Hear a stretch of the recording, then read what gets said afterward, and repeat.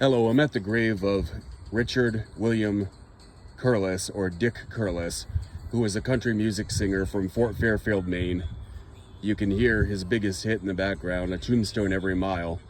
But Richard Curless was born in Fort Fairfield, Maine in 1932. He moved to Massachusetts with his family when he was 8 years old, and he married his wife Pauline in 1951. So 6 months later, he was actually drafted into the U.S. Army, and he served 2 years in the Korean War, first as a truck driver and then as a radio show host.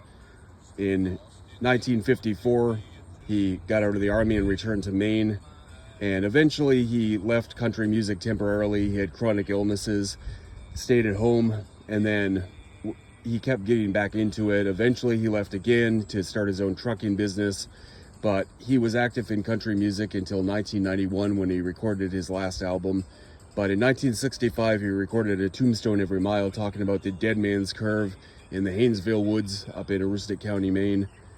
He never was a household name like Johnny Cash or Waylon Jennings, but part of that might have been because he was in and out of the industry so much due to illnesses and starting his own trucking business, etc. But he died May 25th of 1995 in Augusta, which is our state capital, at the veterans home called Togus.